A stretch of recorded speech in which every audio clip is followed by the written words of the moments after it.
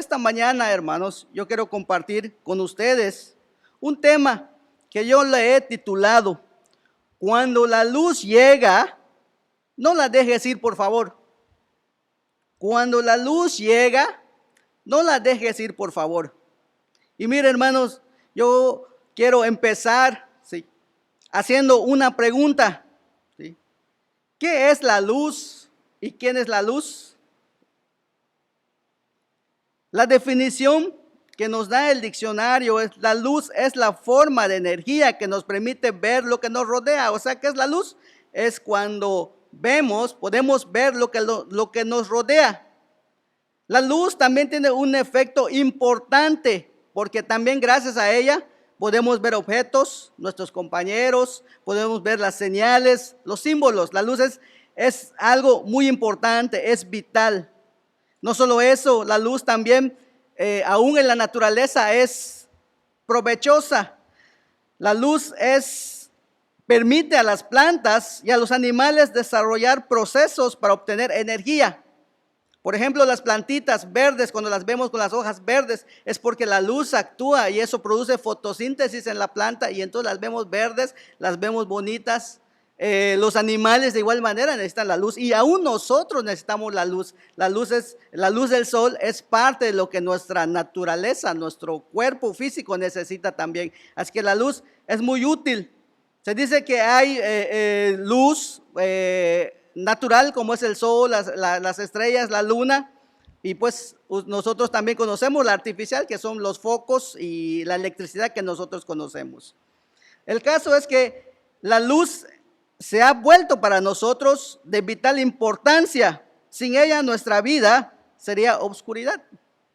Sin ella nuestra vida sería oscuridad. Sin ella caminaríamos a oscuras y no sabríamos a dónde dirigirnos. Entonces, es de vital importancia la luz.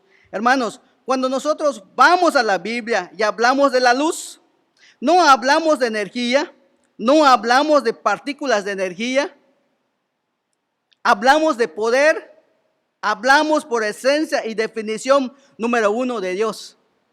La Biblia no nos explica mucho cómo es la luz en aspecto científico. La Biblia nos dice cómo es la luz con respecto a Dios. ¿Sí? Con respecto a Dios. Miren lo que dice Primera de Juan capítulo 1, versículo 5. Escuche, hermanos, ¿sí? Vamos a introducirnos un poquitito con estos textos. Primera de Juan capítulo 5.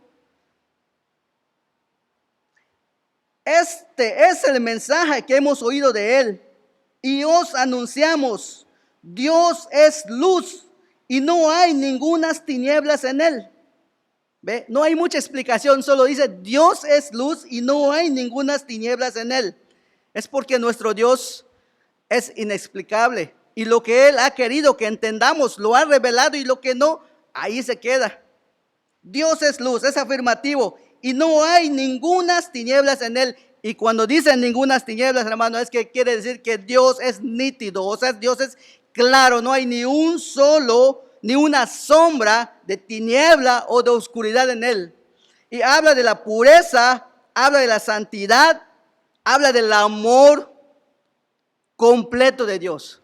Cuando dice que Dios es amor, Dios es amor. Dios no da su amor por medida. Cuando dice que Dios es amor, es porque Dios es amor y se da por completo. Se da por completo. Cuando hablamos de la luz, entonces, cuando la Biblia nos habla de luz, en primer lugar, tenemos que ver que se refiere a Dios, ¿sí?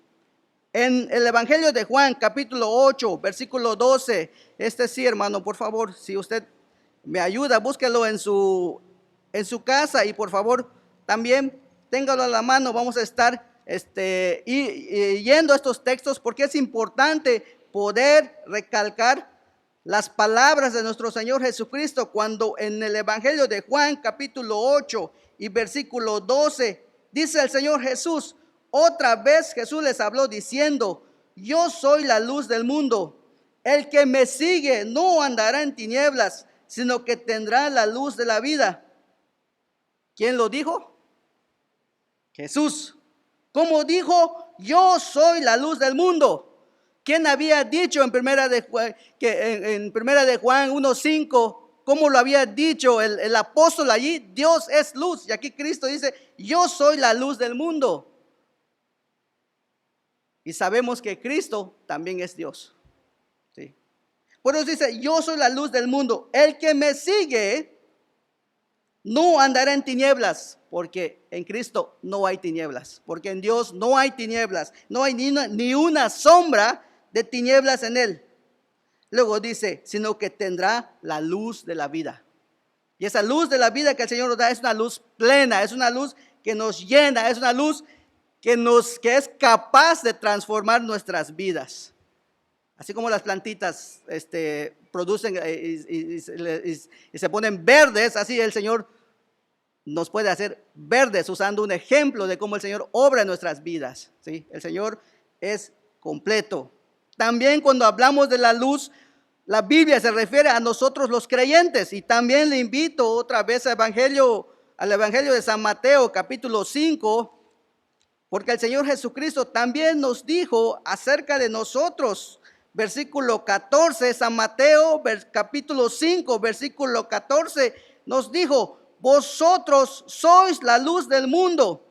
Una ciudad asentada sobre un monte no se puede esconder, ni se enciende una luz y se pone debajo de un almud, sino sobre el candelero y alumbra a todos los que están en casa.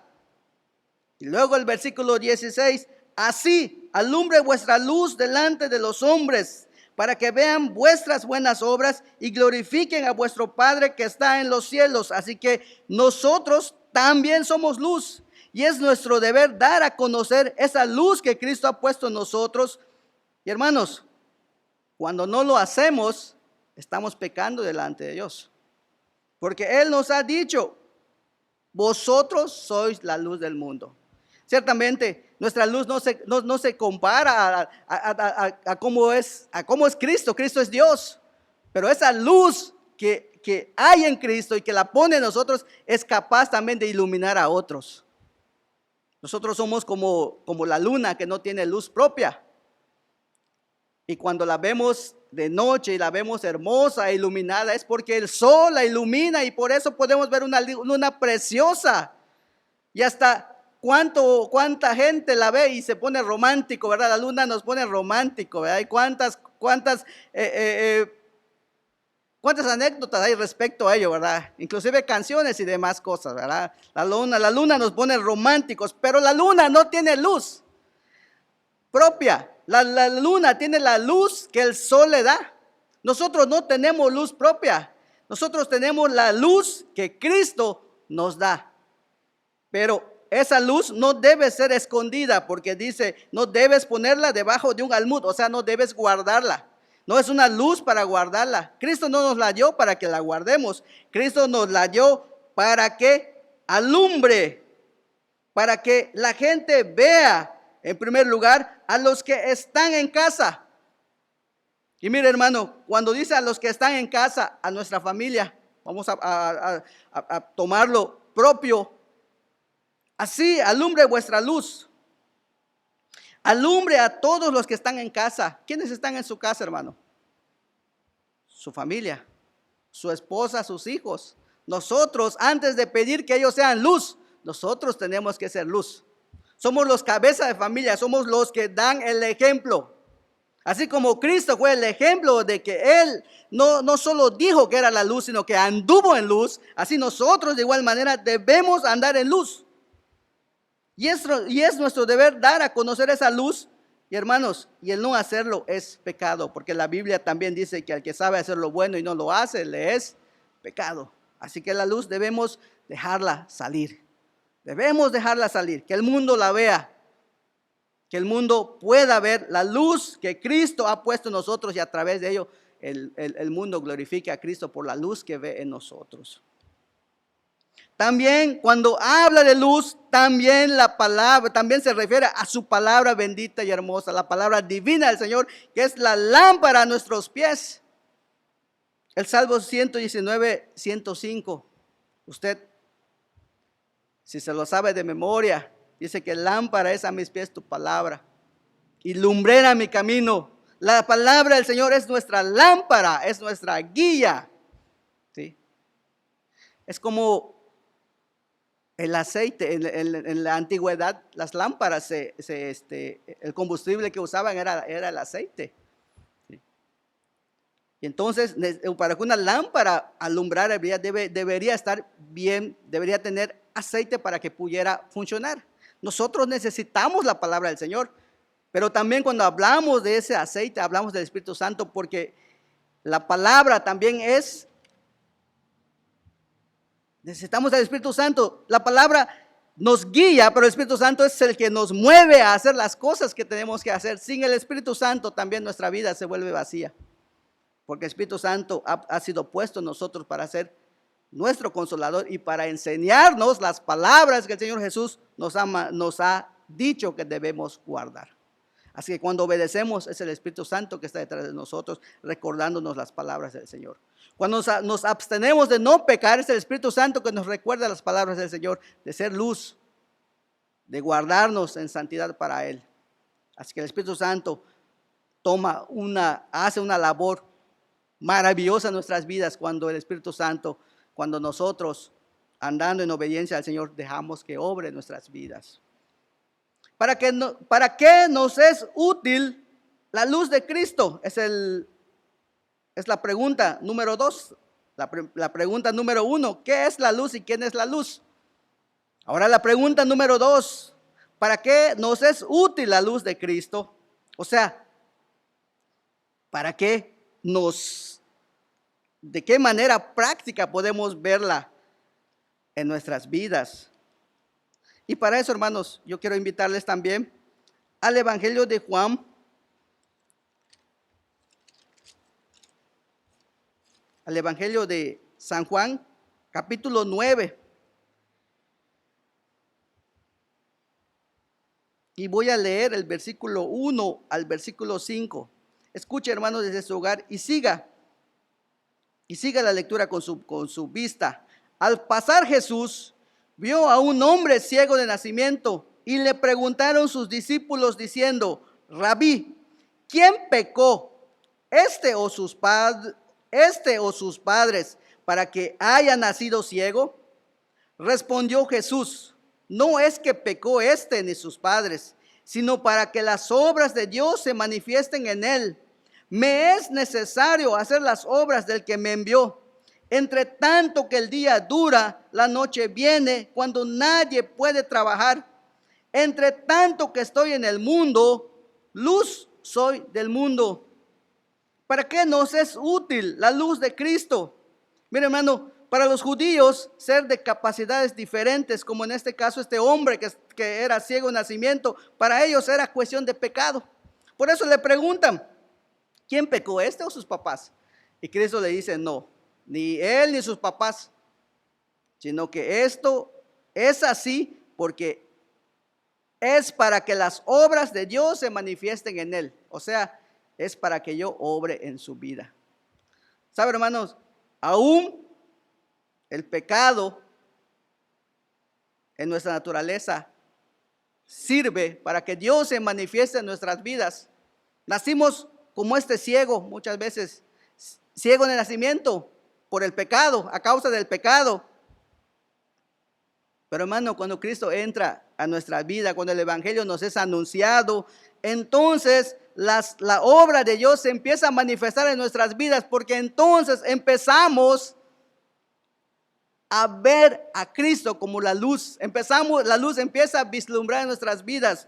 Qué hermoso es que cuando venimos al Señor Jesucristo, el Evangelio fue el motor principal que nos llevó a los pies de Él. No es casualidad que muchos de nosotros que venimos de trasfondos donde nuestra vida era una vida desastrosa, donde nuestras vidas eran vidas que ya eran como algo desechable, ¿sí? No es coincidencia que el Señor transforme nuestras vidas. Sin embargo, muchas veces a causa de la ignorancia, nosotros, en vez de alejarnos del pecado, nos nos acercamos todavía más a Él. Pero aún así la misericordia del Señor se engrandece, toca nuestras vidas y transforma nuestras vidas. Qué hermoso es cuando el Señor obra en nuestras vidas. Entonces, este hombre estaba aquí para que las obras de Dios se manifiesten en él, para que Cristo fuera la luz en la vida de este hombre. Y lo fue. Vamos al versículo 30. Vamos si usted en su casa tiene tiempo, lea. Hay un argumento con los religiosos, líderes religiosos. Ellos quieren saber mucho. El ciego de nacimiento ciertamente ya ha recibido la vista y él no sabe cómo explicar mucho acerca de todo lo que sucedió en su vida. Cuando nosotros nos convertimos, recién convertidos, no, hay muchas cosas que no entendemos y a veces la gente quiere explicaciones y nos pregunta y uno a veces dice, no, yo solo lo acepté y Él hizo obra en mi vida, no lo puedo explicar. Y hay cosas que aún en nuestras vidas todavía son inexplicables, porque la gracia del Señor es tan grande que no siempre la entendemos. Pero qué bueno por Él, porque por esa gracia también fuimos salvos y venimos a los pies de Él. El versículo 30 dice, respondió el hombre y les dijo a los líderes religiosos, pues esto es lo maravilloso, que vosotros no sepáis de dónde sea, y a mí me abrió los ojos. O sea, le dice, miren, ustedes me están preguntando, ustedes que deberían saber, me preguntan a mí, yo no sé. Yo lo único que sé es que a mí me abrió los ojos. Y sabemos, versículo 31, que Dios no oye a los pecadores, pero si alguno es temeroso de Dios y hace su voluntad, a ese oye. Pregunta, ¿a quién se está refiriendo el ciego de nacimiento? El ex ciego, porque ya no está ciego. Cuando expresa estas palabras, y sabemos que Dios no oye a los pecadores, pero si alguno es temeroso de Dios y hace su voluntad, a ese oye. ¿Sabe qué estaba diciendo, hermano? Cristo, por ser temeroso de Dios y hacer la voluntad, el Padre lo oyó. Es lo que Él está diciendo. Él está reconociendo la santidad del Señor. Él está reconociendo la obediencia. Él está reconociendo a Cristo como Dios, sin saberlo aún con sus palabras. Si tú te das cuenta, Él todavía no sabe muy bien lo que está diciendo, pero sus palabras expresan el concepto que Él tiene del Señor Jesús. Versículo 32, desde el principio no se ha oído decir que alguno abriese los ojos a uno que nació ciego. Si hablando de Cristo otra vez, si no viniera de Dios, nada podría hacer. ¿Qué está diciendo? Que me abrió los ojos, que me devolvió la vista, si no hubiera venido de Dios, si no viniera de Dios, nada pudiera haber hecho. Pero si lo hizo, es porque vino de Dios. Está reconociendo la deidad del Señor. Respondieron y le dijeron los líderes religiosos, y le vuelven a tirar la piedra. Tú naciste del todo en pecado. Mire, si usted se fija, imagínese la expresión de estos hombres señalándolo, le dieron, tú naciste del todo en pecado y nos enseñas a nosotros. Tú eres un pecador y me vienes a enseñar a mí.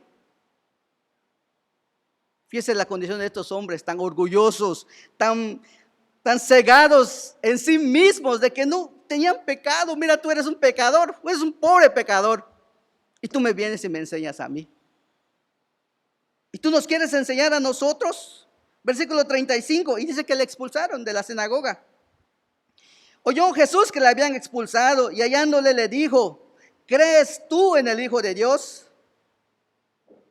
Es cuando Cristo corrobora, es cuando en nuestras vidas nos muestran Apocalipsis 3:20. Es cuando se confirma nuestra salvación. Y ahora Cristo le está diciendo, oyó Jesús que le habían expulsado y hallándole le dijo, mira, Jesús no lo dejó solo. Y cuando nosotros aceptamos a Cristo, Él nunca nos deja solos, porque el que empieza la buena obra en nosotros, la perfecciona hasta el fin. La perfección hasta el fin. La perfección hasta el fin. Y hallándole le dijo, ¿crees tú en el Hijo de Dios? Respondió él y dijo, ¿quién es, Señor, para que crea en él? Cristo le dijo Jesús, pues le has visto y el que habla contigo, Él es. ¿Tú crees en el Hijo de Dios? Le dice, Señor, muéstrame quién es. Quizá en el fondo, el antes ciego, el ex ciego del corazón le palpitaba. Imagínese esas preguntas, imagínese al Señor viéndote a la cara y preguntándote, ¿crees tú en el Hijo de Dios? Señor, ¿quién es? ¿Quién es, Señor, para que crea en Él? Y mire, la S mayúscula significa dueño mío, amo mío. ¿Quién es para que crea en Él? Le dijo Jesús, pues le has visto y el que habla contigo, Él es. Él dijo, versículo 38, y Él dijo, creo, Señor, y le adoró. Qué hermoso es, hermano. Qué hermoso es. Este diálogo toca mi corazón. ¿Sabes por qué? Porque muchas veces, cuando el Señor nos confronta, a veces simplemente no tenemos palabras que decir ante Él. Argumentos y más argumentos. Su simple presencia, su simple palabra, quebranta nuestro corazón. Y a veces simplemente decimos nada más con estas palabras. Creo, Señor, y le adoró. Mire, el Señor hizo el cambio en la vida de este hombre. Y le adoró como Dios. Y le adoró como Salvador. Y le adoró como Salvador. Versículo 39. Dijo Jesús, para juicio he venido yo a este mundo, para que los que no ven, vean, como en este caso, el pecador que reconoce su condición ante el Señor. Para esto he venido, para que el que se reconoce como pecador pueda ver en mí, por mí. Y los que ven sean cegados, refiriéndose a los religiosos, aquellos que dicen, yo, ¿por qué tengo que buscar a Dios? Yo estoy bien. ¿Por qué voy a buscar a Dios? Yo soy un hombre íntegro, soy de familia buena. ¿Por qué voy a buscar a Dios? Yo no soy pecador, yo soy fiel a mi esposa, le doy la mantención a mis hijos viven bien, no hago mal a nadie, no hago mal a nadie. ¿Sí? Para que los que ven confiando en sí mismos, ¿sí? Confiando en sí mismos, ¿sí? Sean cegados. Sean cegados. Mira, hermano, ¿para qué nos es útil la luz de Cristo? En primer lugar, hermanos, el resumen de este pasaje, nos hace mirar nuestra condición espiritual ante Dios. ¿Lo vio en la lectura? Ahí está ese hombre reconociéndose. No puede explicar muchas cosas, pero sí puede decir lo que el Señor hizo en su vida. Algunas veces nos dicen, hermano, comparte su testimonio. Y a veces no hay muchas palabras que decir. O escribes una hoja, luego otra hoja, luego otra hoja, y uno quieres que poner mucho y al final te paras al frente y no solo es el nerviosismo que te impide hablar, sino que simplemente es la emoción de decir, Señor, no tengo mucho que decir. ¿Qué te voy a decir? Lo único que te diría, Señor, gracias porque me diste salvación. Gracias porque mi vida es diferente. Gracias porque tengo una familia gracias a ti. Gracias porque tengo hijos que me aman y porque tengo responsabilidad también con ellos. Aún en las responsabilidades hay que darle gracias al Señor por todo aquello que Él permite en nuestras vidas. Entonces, la luz de Cristo nos es útil porque nos permite mirar nuestra condición espiritual ante Dios. Es un filtro muy necesario en nuestras vidas. También por medio de su palabra, el Señor mora en nosotros. Esa luz se hace presente en nuestras vidas cuando creemos esa palabra, porque no es misticismo, no es que Cristo va a venir y no, es su palabra que nosotros creemos. Y es esa palabra que permite que su luz more en nosotros. Pero también, hermanos, es que por medio de nuestro testimonio, esa luz que es Cristo se manifieste a todos, o debería manifestarse a todo el mundo. ¿Para qué nos es útil la luz de Cristo?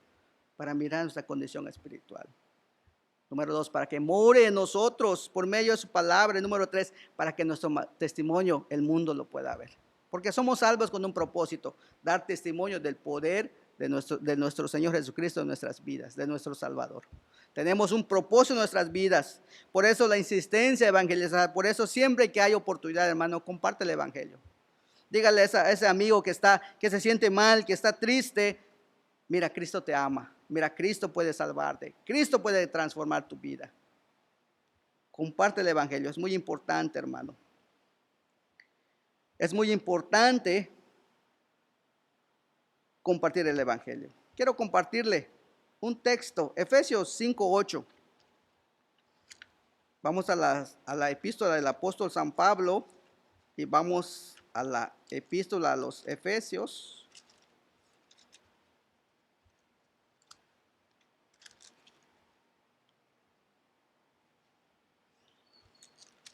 Efesios 5:8. Porque en otro tiempo erais tinieblas, mas ahora sois luz en el Señor, andad como hijos de luz. ¿Saben a partir de ese momento cómo este hombre iba a andar? Andad como hijos de luz. ¿Saben cómo deberíamos estar andando nosotros, hermanos? Como hijos de luz. Es una responsabilidad que el Señor ha puesto en nosotros, en nuestras vidas. Hermano, pregúntese, ¿cómo anda su luz? Su luz, hermano, se está manifestando como nos recuerda Mateo 5:14, que nuestra luz debe verse por otras personas. El mundo debe ver nuestra luz. ¿Está nuestra luz manifestándose o la estamos escondiendo? ¿Estamos andando como hijos de luz o estamos andando como lo que éramos antes? Recuerda que el erais es pasado.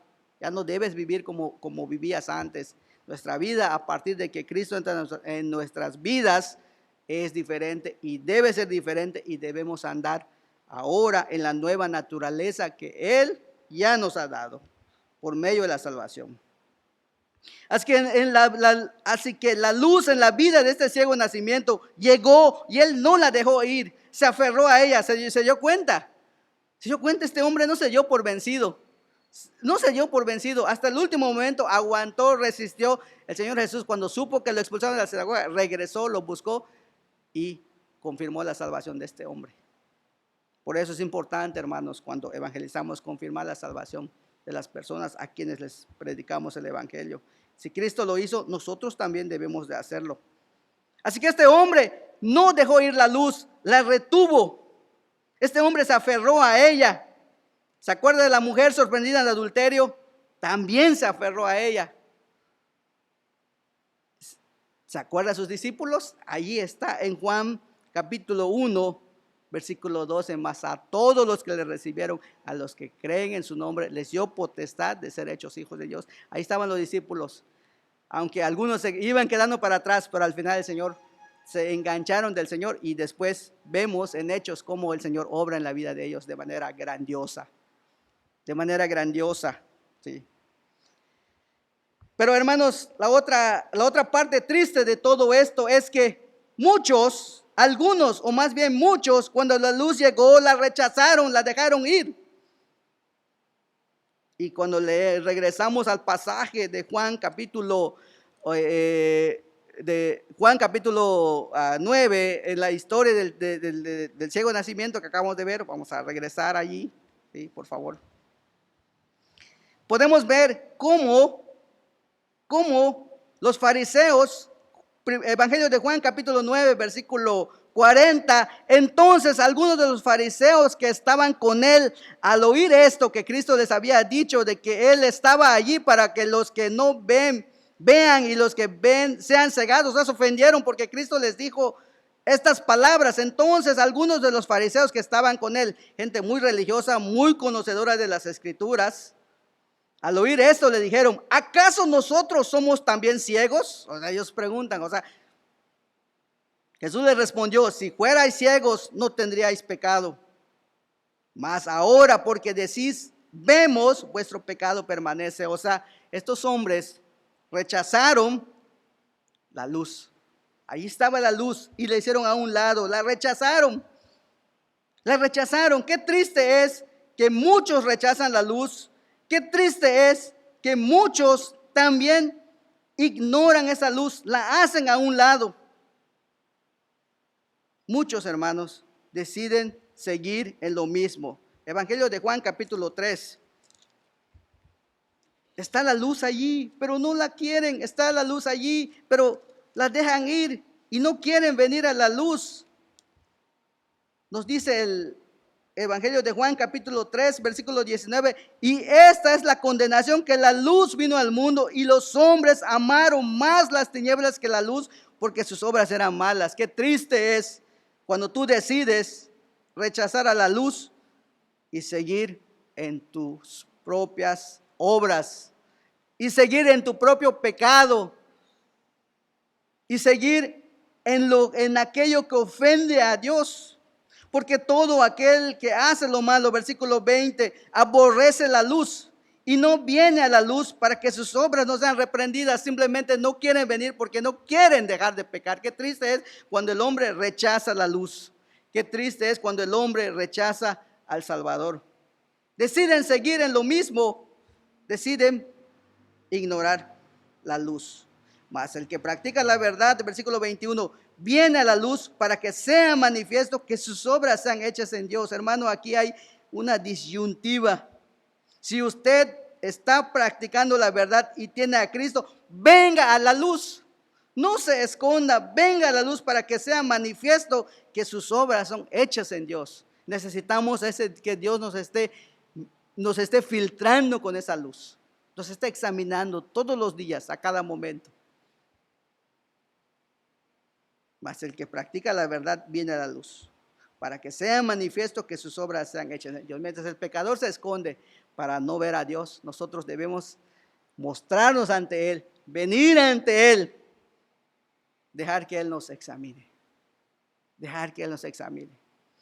Y hermano, por eso es necesario orar, por eso es necesario todos los días confesar nuestros pecados, por eso todos los días buscarle en oración para que el Señor examine nuestras vidas todos los días y para que cada día seamos todavía más semejantes a nuestro Señor Jesucristo.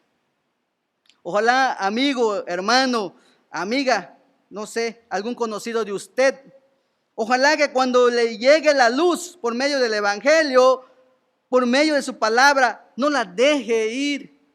Por eso, cuando la luz llega, no la dejes ir, aférrate a ella, porque es un salvoconducto, porque es nuestro pasaje al cielo.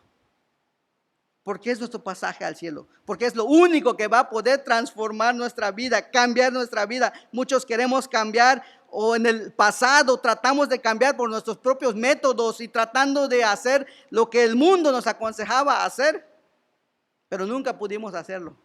Hasta que venimos a los pies de Cristo y entonces Él transformó nuestras vidas, nos hizo nueva criatura y transformó por completo nuestras vidas. Y aunque hoy en día no somos perfectos, aún así el Señor ha prometido perfeccionarnos todos los días cuando nosotros nos ponemos en sus manos. Así que, hermano, amigo que me escuchas, aprovecha la última oportunidad, el último chance. Quizá no tengas otra oportunidad. Si hoy la tienes, aprovéchala. Mira cómo lo hizo Bartimeo. Ahora vamos a Lucas capítulo 18. Vamos a ver cómo Bartimeo también se engancha.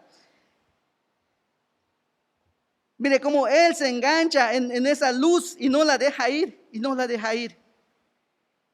Mire, Evangelio de Lucas capítulo 18. Versículo 35, aconteció que acercándose Jesús a Jericó, un ciego estaba sentado junto al camino mendigando, y al oír la multitud que pasaba, preguntó, ¿qué era aquello?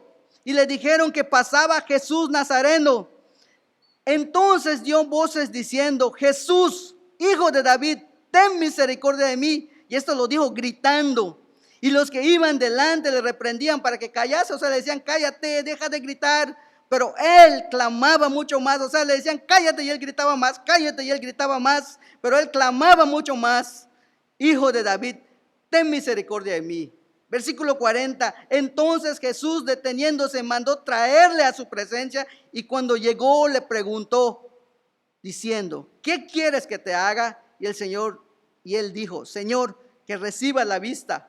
Jesús le dijo, recíbela, tu fe te ha salvado.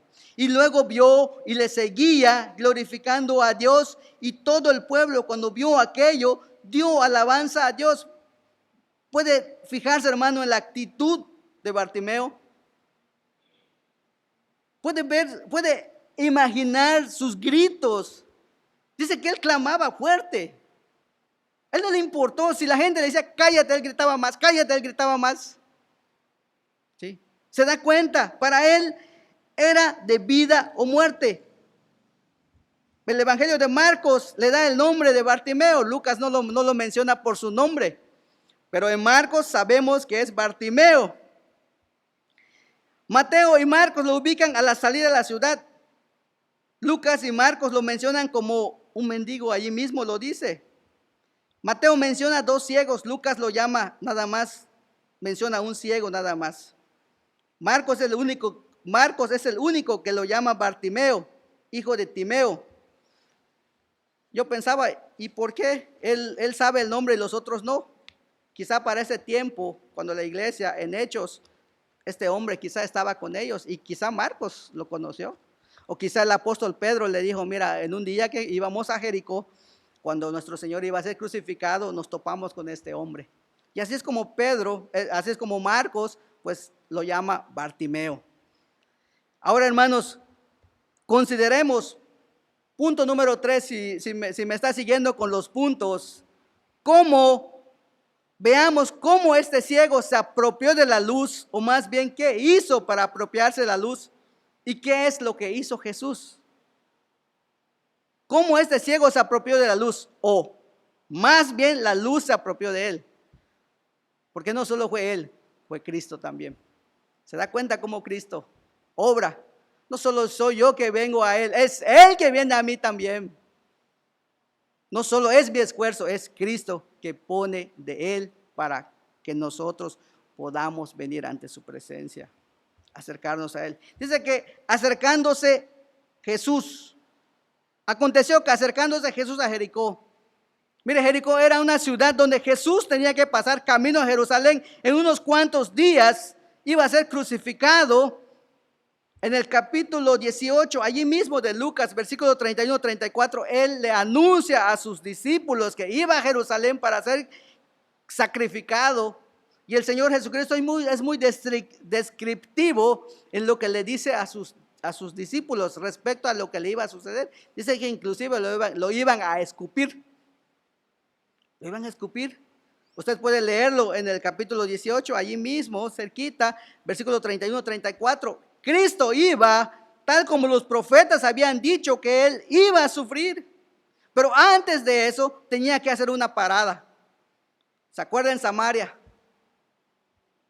Cuando introducimos al capítulo 4 de Juan, dice que le era necesario pasar. Le era necesario porque allí había una persona que necesitaba de él. Y nosotros sabemos quién fue esa persona. Allí estaba la samaritana. Allí iba a encontrar a la samaritana. Allí la esperó. Allí llegó la samaritana. Y allí mismo fue salva. Así que Cristo tenía que hacer una parada en Jericó. Era muy importante que él se parara en Jericó. No solo era porque allí estaba Bartimeo, sino que más adelante vamos a ver que en Jericó estaba Zaqueo también. Estaba Zaqueo también. Su parada era necesaria como un día lo fue en Samaria. Su parada tenía un propósito. Lucas 19:10, allí mismo, hermano, no nos vamos a mover de este pasaje, de este capítulo.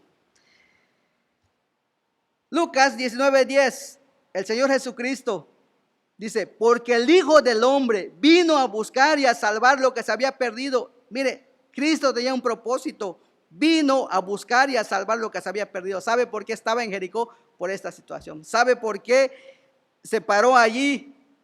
Porque vino a buscar y a salvar lo que se había perdido. Cristo tenía un propósito para estar en esa ciudad.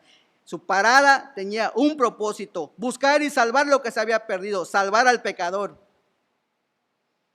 Nada ni nadie pudo evitar, mucho menos distraer a Cristo para cumplir su propósito, hermano. Cuando leemos el capítulo 18 podemos ver al joven rico que se acerca a él también. Y el joven rico lo rechaza. Y aún siendo rechazado Cristo, aún sabiendo que va a sufrir en Jerusalén, Él no se para, Él sigue.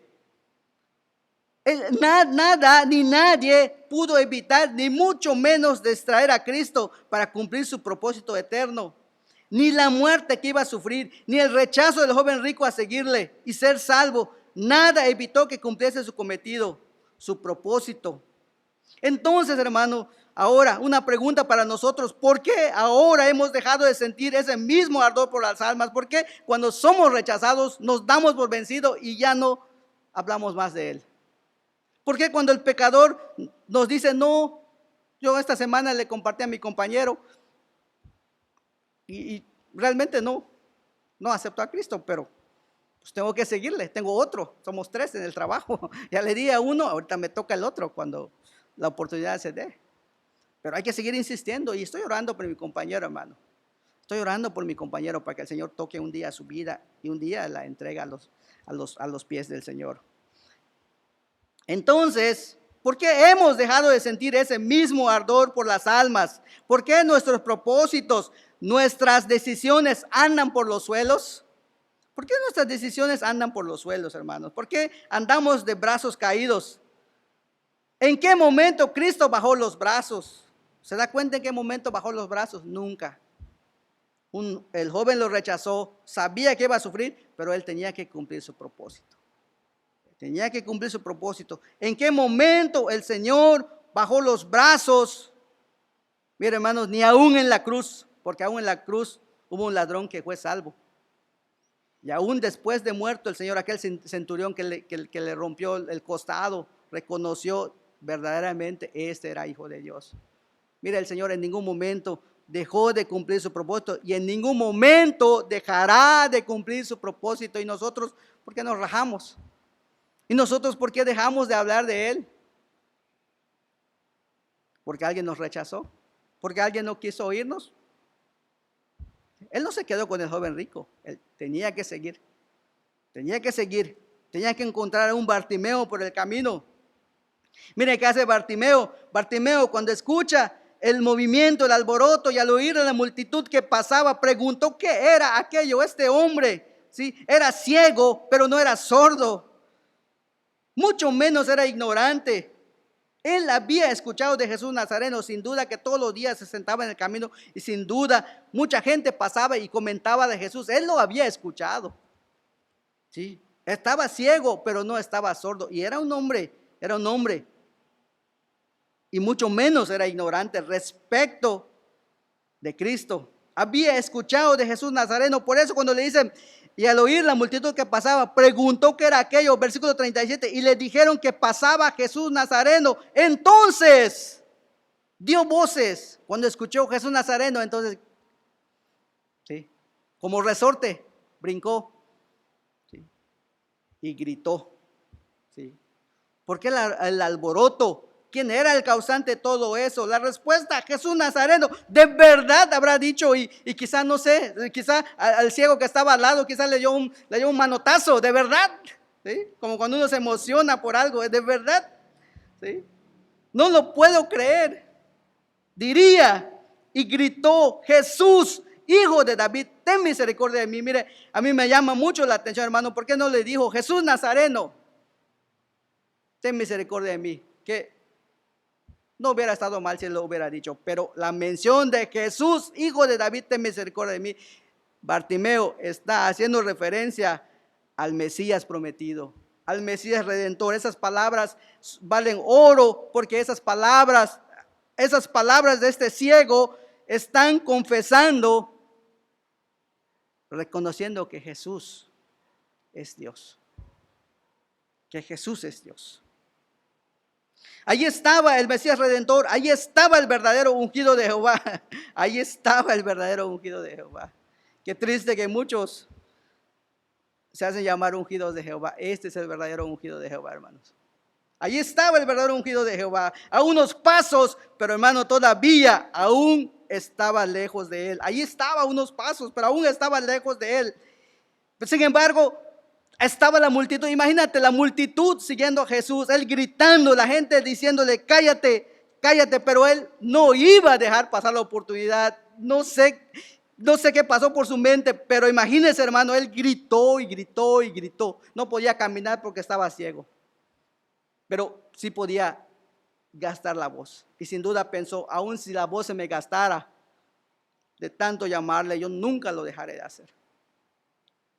Yo nunca lo dejaré de hacer. Yo no sé, hermano, qué es lo que uno desgasta en su vida, pero hasta el último momento nunca debemos dejarlo de hacer. Nunca debemos dejarlo de hacer. Entonces, él grita, y para no ser ignorado, gritaba más y más, y aunque los cállate se hicieron presentes, él insistía: Jesús, hijo de David, ten misericordia de mí. Entonces, hermanos, sucedió. Entonces, mire, no es que Jesús no lo hubiera escuchado, Jesús ya lo había escuchado. Porque si algo escucha a Dios es el corazón contrito y humillado que se postra ante Él, aquel corazón que necesita de Él. Y aunque la multitud estaba allí y el griterío estaba allí, sin duda el oído del Señor se centró en ese hombre que le gritaba: Jesús, hijo de David, ten misericordia de mí, ten misericordia de mí. Entonces sucedió, el Señor lo oyó. Versículo 40, Jesús entonces, deteniéndose, mandó traerle a su presencia, y cuando llegó le preguntó, mira, Jesús se detuvo entonces y le dijo: tráigamelo, tráigamelo. Y hermanos, imagínense la emoción de este hombre, ¿sí? Imagínense, hermano, pero también imagínense esto: hasta que Jesús lo manda a traer, lo traen a su presencia. Mi pregunta es: ¿por qué esperamos hasta que Jesús nos mande traerlo, lo traemos a su presencia? ¿Por qué no lo trajeron antes? ¿Por qué no traerlo antes? ¿Se acuerdan de aquel hombre también paralítico? Sus amigos no podían entrar, la casa estaba cerrada, otra vez la multitud. Tienen que subir a un techo, hacer un hueco. Después tendrían que pagar ese daño que hicieron a ese hueco. Y sin duda lo hicieron, pero tenían que poner ante el Señor aquel paralítico para que el Señor lo sanara. ¿Por qué esperar hasta que el Señor nos diga tráigalo? ¿Por qué esperar hasta que haya un sentimiento en mí de que es mi compañero? A él sí le debo decir. ¿Por qué esperar hasta ese momento? ¿Y por qué no traerlo antes? ¿Sabe? Nadie se compadeció de él. Estaba gritando y gritando. Al contrario, le decían los que iban adelante: cállate, cállate, cállate. ¿Qué gritas? No te va a escuchar. Eres un pecador. Eres de lo peor. Cállate, no te va a escuchar. Recuerdo los primeros días de haber aceptado a Cristo. Mis compañeros me dijeron: eres un borracho. ¿Para qué te engañas? ¿Para qué te haces? Aguantarás un mes, volverás a tomar. Y ciertamente era muy difícil, eran días muy difíciles. Todavía lo recuerdo y todavía me causa tristeza. Pero hermanos, cuando uno toma decisión y cuando el Señor lo pone en tu corazón, aguantas. ¿Cómo aguantas? No lo sé. No me diga que yo le explique qué método hice, qué tuve que hacer. Tuve que hacer algunos cambios en mi vida, fue necesario. Cambiarme de trabajo, buscar otro trabajo tranquilo, dejar de ganar mucho dinero, ganar menos, con tal de crecer en el Señor, con tal de ser instruido en la palabra del Señor, con tal de tener tiempo para discipularme, con tal de tener tiempo para conocer más del Señor. Pero es importante, hermanos, que no esperemos hasta que el Señor se detenga y nos mande traerlo. Nosotros, ¿por qué no hacerlo antes? Yo pienso que si alguien se hubiera preocupado y lo hubiera traído, el Señor no hubiera dicho: ¿por qué me lo traes? El Señor lo hubiera curado, lo hubiera sanado. Sin embargo, esto nos hace pensar, hermanos, que necesitamos no esperar hasta que las cosas estén mal para poder traer a esa persona a los pies de Cristo. Debemos traerlo en el momento en que Dios ponga ese sentimiento en nuestro corazón. No esperemos. Muchas veces tenemos el problema de que esperar. No esperemos, traigámoslos a los pies del Señor. Entonces Jesús lo mandó traer. Antes nadie se había preocupado por él, como podemos ver. Qué triste es que nadie se preocupe por ti, o qué más triste es que tú no te preocupes por traer a la presencia de Cristo aquel que necesita ver la luz. Estás viendo la necesidad, pero ¿qué haces por él? Aquel que necesita ver al Salvador en su vida. Qué triste que no insistas con él. Qué triste que no lo animes. En Marcos dice que alguien se acercó y le dijo, ten confianza, levántate, te llama. Eso es muy importante, ¿sabe? No solo lo tomaron del brazo, sino le dijeron, levántate, ten confianza, o sea, confía en Él. Ahí están esas palabras, confían en Él, levántate, te llama. La Biblia dice que Él arrojó su capa, se levantó y vino a Jesús. A veces unas palabras, a veces esa insistencia, no necesitas decirle, oye, es que tú ya le dijiste, ya le hablaste, pero esas palabritas, oye, ¿no has pensado aceptar a Cristo? ¿Te acuerdas que la semana pasada platicamos de ello? ¿Por qué no? Esas palabras son muy importantes. Algunas veces las personas necesitan ser animados, necesitan ser alentados, necesitan que alguien le diga, ánimo, ten confianza, levántate, te llama. ¿Sí? Yo no sé si se lo dijeron al oído, pero si Marcos lo escribió es porque fue algo importante en la vida de Bartimeo. Quizá al final Bartimeo compartió, sí, yo quería venir a los pies de Jesús, pero quizá había temor en mí. Como cuántas veces quieres aceptar a Cristo y te da miedo, tienes temor. Y cuántas veces la insistencia, a veces no lo haces el primer día, el segundo día, hasta de repente pasa mucho tiempo. Pero hermanos, ¿por qué nosotros no nos arrimamos a la persona y decimos, anímese, acepte a Cristo, Cristo le puede cambiar su vida? ¿Sí? Debemos ser compasivos, aprendamos de Cristo a tener compasión por las personas. En Mateo dice que Él tuvo compasión, Jesús compadecido, lo miró compadecido. Aprendamos de Cristo a tener compasión por las personas. Mire, Cristo tuvo compasión por las personas, no solo con Bartimeo, sino aún con las otras personas. ¿Sí? Imagínense el dolor de él al ver a ese joven rico irse y de rechazarlo.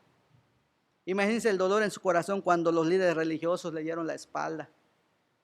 Imagínense el dolor en su corazón. Aprendamos también de Cristo a no hacer distinción o acepción de personas.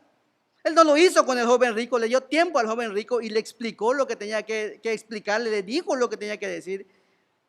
Con Zaqueo, que era un hombre rico, un publicano de un oficio todavía más que Bartimeo, también fue a su casa y posó en su casa y se quedó en su casa. Con Bartimeo también, una persona que no tenía nada. Él no hizo acepción de personas. Nosotros tampoco debemos acepción de personas. Todos necesitan de Cristo. Sea mi amigo o no sea mi amigo. Sea mi comadre o no sea mi comadre. Sea mi compadre o no sea mi compadre. Todos necesitan de Cristo. Y Cristo no hizo acepción de personas. Nosotros tampoco debemos hacerlo. Y también, hermanos, aprendamos de Cristo que cualquier lugar es bueno para ser salvo. A veces esperamos traerlos a la iglesia. Allí en su trabajo. Allí en su casa, con su vecino, con el de al lado, con su amigo, su compañero, invítele un café, lo que sea, compártale el evangelio. Allí mismo. Mire, Bartimeo hizo su decisión en el camino. Zaqueo lo hizo en su casa. La mujer samaritana junto al pozo. Y cuando vamos al libro de Hechos, vemos que inclusive junto al río, ahí estaba Lidia, el Señor tocándole el corazón. Y aún si vemos todavía más allá, aún en la cárcel, ahí está el carcelero aceptando a Cristo. No esperemos traerlos a la iglesia. Es importante traerlos a la iglesia y que conozcan nuestra adoración al Señor y que conozcan a nuestros hermanos. Pero hermano, para ser salvo, lo pueden hacer en cualquier lugar. En cualquier lugar. Así que hermano, hermana, amigo, amiga, tú puedes ser salvo allí donde estás en este momento. Hermana, usted puede evangelizar aún allí donde está usted. Allí con su vecinita. Mire, Cristo no desperdició día, hora ni oportunidad para salvar. Aprovechó el tiempo. Aprovechó el tiempo. Cuando usted lee aquí, no hay un tiempo perdido. No hay un tiempo muerto para Él. No hay un tiempo muerto para Él. Vamos a concluir. Versículo 41. Versículo 40. Jesús entonces, deteniéndose, mandó traerle a su presencia y cuando llegó le preguntó, diciendo, ¿qué quieres que te haga? Y él le dijo, Señor, que reciba tu vista. Y si usted se da cuenta, hermano, allí otra vez está el Señor con S mayúscula. Y cuando hay esa S mayúscula allí refiriéndose a Cristo, es que le están diciendo que Él es el amo y es el dueño. Lo están reconociendo como el dueño de todo. Jesús le dijo, versículo 42, recíbela, tu fe te ha salvado. Yo me preguntaba, ¿y por qué? ¿Por qué el Señor no le dijo, tu fe te ha sanado?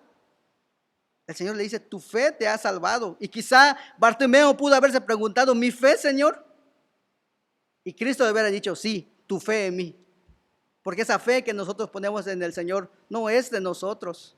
Efesios 2:8 dice que por gracia somos salvos por medio de la fe. Es esa fe que Cristo pone en nosotros para que nosotros nos acerquemos a Él y podamos ser salvos. De cierta manera es nuestra fe, pero es la fe que Él pone en nosotros. Es correspondido, hermanos. Es correspondido, no por obras para que nadie se gloríe. No es porque yo fui muy bueno y fui salvo. No es porque yo busqué a Dios y fui salvo. Sí, es cierto, lo hice, di los pasos, pero Cristo con tierna mano me empujó. Cristo con tierna mano me animó, con su palabra me animó y entonces fui salvo. ¿Sí? ¿Por qué no dijo, tu fe te ha sanado?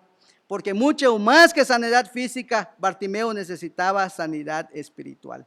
Y eso es lo que necesitamos, hermano. Mucho más que sanidad física, necesitamos ser sanados de manera espiritual. Necesitamos que el Señor toque nuestras vidas, nuestros corazones. El resultado de la luz de Cristo en tu vida, para concluir, es el punto número 4. Mire, el texto termina, versículo 43. Y luego vio cuando Cristo le dijo, y le seguía como discípulo, glorificando a Dios. Y todo el pueblo, cuando vio aquello, dio alabanza a Dios. Yo me imagino a Bartimeo muchos días tristes, allí solo, ciego, no podía ver, mendigando, pidiéndole a la gente una limosna, pidiéndole a la gente que alguien le diera unas moneditas quizá para tener para comer. Pero en este momento Él está glorificando a Dios, en este momento está saltando de gozo, en este momento Él puede ver su cambio de vida, puede ver su cambio de actitud. Es que cuando Cristo entra en nuestras vidas, cuando la luz de Cristo entra en nuestras vidas, hay un cambio, no podemos ser los mismos. Mire cómo lo dices, qué es lo que hace Zaqueo en el capítulo 19, versículo 8. Entonces Zaqueo, puesto en pie, dijo al Señor, he aquí, Señor, la mitad de mis bienes doy a los pobres, y si en algo he defraudado a alguno, se los devuelvo cuadruplicado. Mire el cambio en Zaqueo. En el versículo 7 dice que todos murmuraban porque Jesús había entrado a la casa de un hombre pecador. Así consideraban a Zaqueo, era un hombre pecador, un hombre ladrón, un hombre que se había enriquecido aprovechándose de la gente. Pero en el versículo 8, entonces Zaqueo, puesto en pie, dijo al Señor, se comprometió con Dios. Ya ve que cuando tomamos decisiones no lo hacemos ni con el pastor, ni lo hacemos con cualquier persona, lo hacemos delante del Señor. Él se puso delante del Señor y dijo, Señor, he aquí, la mitad de mis bienes doy a los pobres. Este hombre no volvería a hacer lo mismo. No volvería a ser el mismo. Y si en algo he defraudado a alguno, se lo voy a devolver 4 veces. Se lo voy a devolver 4 veces, hermano. Cuando Cristo entra en nuestras vidas, nuestra vida no puede ser la misma. No puedes quedarte sin ver un cambio en tu vida. Ya no serás el mismo.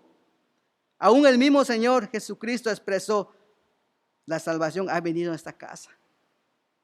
Si ya tienes la salvación, hermano, si la salvación ha entrado en tu casa, entonces tu vida no puede ser la misma. Tu vida tiene que ser diferente. Tu vida tiene que ser diferente.